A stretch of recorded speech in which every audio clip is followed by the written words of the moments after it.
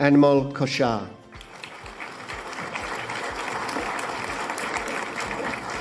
So I finally graduated and it was a really good moment. Got my certificate right here. I'm really happy.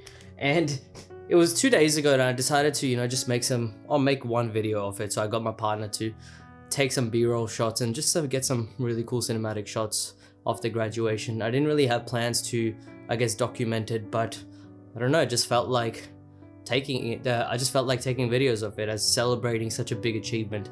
And in occasions like these, I try to, refrain from recording everything and staying away from social media. But I just felt like it was a good achievement to, celebrate and obviously project it onto my YouTube channel, because this channel is a part of me. It's part of my personality, and it's something that I express in different ways, whether it's through editing or color grading or cool shots or storytelling or anything that I like talking about. Well, I just wanted to share my graduation. I graduated with a teaching degree, a Bachelor of Secondary Education, that lets me teach anywhere in Victoria with a teaching license. And the next day I actually got a part-time job as a teacher, while I'll still be doing some casual relief teaching work on the days that I have off. And also I'll be still tutoring. I think I just like the flexibility of a part-time position. After year 12, my idea was to just go into a trade. For people that don't know what ATAR is, it's basically your study score at the end of year 12 or unit or grade 12, however people call it. I'm just talking about how it works in Australia, and it determines which courses you can get into. It's a, accumulation of grades of all the subjects that you've decided to do in year 12. That determines which university will accept you. I didn't get that because I didn't have plans to go to university and actually pursue a university education degree. So, I went to a trade. I did VCAL in year 12. I did plumbing for a little bit, and it was a year and a half as a plumber apprentice. And after that, I didn't really like it. Long story, but I'm not gonna get into it. After that, I switched to painting, as in painting houses, not an artistic painting, but just painting houses, as much as I like to be an artist. And, did that for a year, a bit more over a year. Again, didn't really enjoy it, wasn't my thing. Long story again, not gonna get into it, but I guess I was just realizing at such a young age what I really wanted to do. And it always baffles me, at the age of 18, we expect kids or young adults to basically figure out what they need to do in life. School doesn't teach you that, and your brain is still developing at the age or till 25. So 18, you're changing and you're learning all different things. You're maturing up. Hopefully everyone isn't mature when they're 25, but hopefully you're just learning from your mistakes and trying to be a better person and just trying to be a bit more cognizant and aware of what you want to do.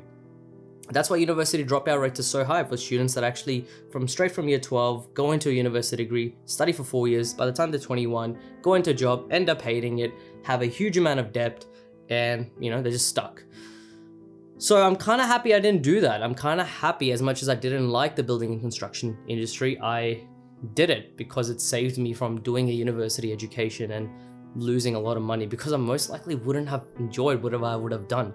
At the age of 21, I decided to quit my building and construction dream or whatever I wanted to do, and I decided to travel Europe for 3 months. And I think I've mentioned in the channel in the past that, just traveling by myself changed my perspective of so many things. And I was 21 at the time, still learning, still developing, still growing mentally and physically. And I guess it was a way for me to just reflect and think about what I wanted to do. I came back from my trip and I decided I wanted to do teaching. I'm again gonna not go on a long story or a long tangent why I decided I wanted to do teaching. I feel like this video I can just talk about for like an hour about how I got here and why I got here, I guess. But I guess I just wanted to I realized eventually that I loved learning. I loved socializing. I had recently gotten into books. I guess I correlated all those love and skill sets that I had and tried to pick a profession with it. And the closest that came to my mind was teaching. I also wanted to get better at public speaking, and what better way to actually pursue a career where you get, better at public speaking, because exposure therapy, for those of you who don't know, if you're scared of something, you repeatedly do it numerous times on and on voluntarily, and it makes you more braver rather than less fearful. So I went to university, and now people might be thinking, I didn't get an ATAR in year 12.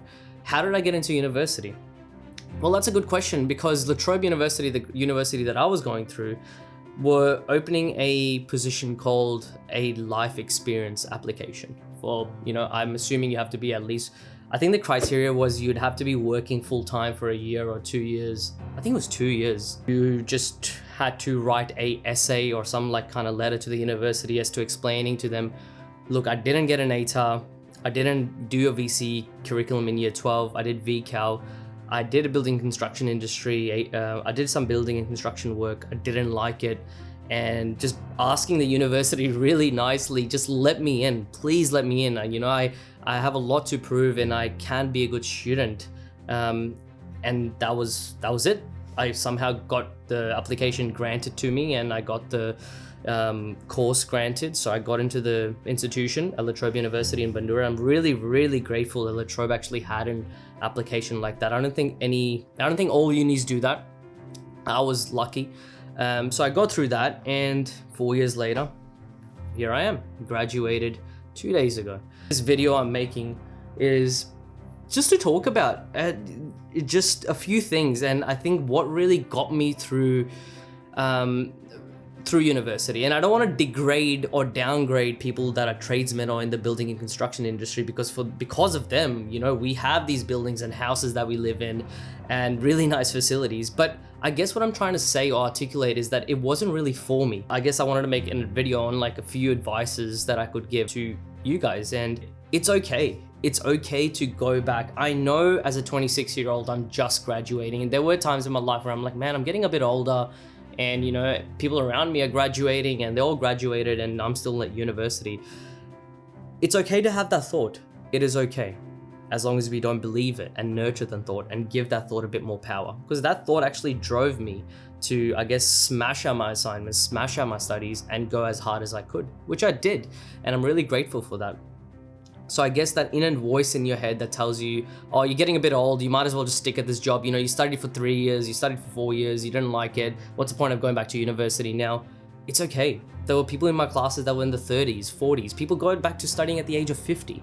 So there's nothing wrong with that. And I think as society, we are so obsessed with comparing ourselves to other people. Krishnamurti says comparison breeds fear. Comparison breeds fear, and I think that is so true and so potent. So I think my strategy one would be, if someone is trying to think that, okay, I'm just going to be wasting time, I don't think I'll be looking good in a social environment where I'll be going back to studying while all of my friends are working. It's okay. I did it. I did have a part-time job while I was studying university. So it is hard. It is hard as a student. You're obviously making as much as a person who's doing full-time work, but you can get there. Step 2, once you're in, stay in. There were so many people that in my degree that just like gave up in the second year. And, there's maybe, but sometimes I think maybe they were just in the same situation that I was in, where, when I was doing a trade, I didn't think it was for me. So maybe they were just in the same situation. However, I would recommend that if your degree is 4 years or 3 years and you've already done kind of 2 years, finish it. Just finish it. You'd rather have a qualification on your hand that can actually give you those tools to get you employed for a bit while when you can make money, and then you can always go back and I guess change your careers. But if you're close to your degree, I think there was someone in my course that was in the 3rd year of university and they had 1 more year left, and they were doing pretty good. They passed everything, and they were on a good track, but they just dropped out. They stopped, and maybe I think it got just too much for them. My advice would be just to keep going. Unless you really hate it, that's a completely different story. Strategy 3 would be, do not procrastinate.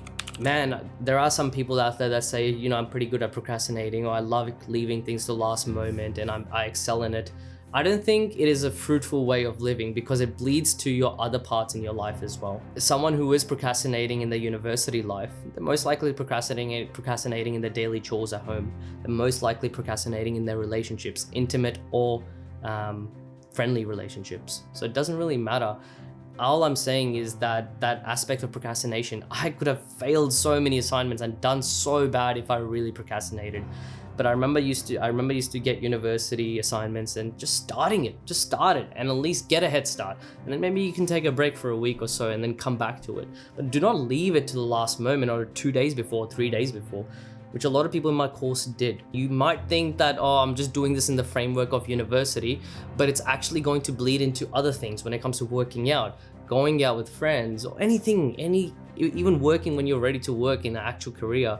It's not a good habit to attach yourself to. Strategy 4, I would say, ask what is your why. Nietzsche has this quote, "He who has a why to live for can bear almost anyhow." And there were times, what that basically means, because the first time I heard that quote, I was like, let me repeat that. What does that actually mean? He who has a why to live for can bear almost anyhow. So a person, female, male, whatever it is, can bear any problem in life as long as they know what drives them. What are they living for? Because any problem, when compared to the thing that drives them and what they're living for, will seem minuscule, will seem minor, no matter how big it is. Let me give you an example. For me, it's my family, right? And it's the people that depend on me, my family, my friends, people that love me, people that like having me in their lives. Those are my whys. And there is obviously me, who I do want to like feel successful, and there's my ego involved as well. But I guess those are my whys, right? Those are the things that I guess drive me. And in times of grief, sadness, not even just in a university framework, a death in the family, a quarrel with someone, I think it really makes me, or even your mental health issues, when I think about what are my whys, those are the things that keep me going, right? So that means anyhow, I can bear anyhow, because I have so many whys to live for. So people are like, how do you do that? Or how are you surviving? Because I have so much to live for. I have so many people that depend on me.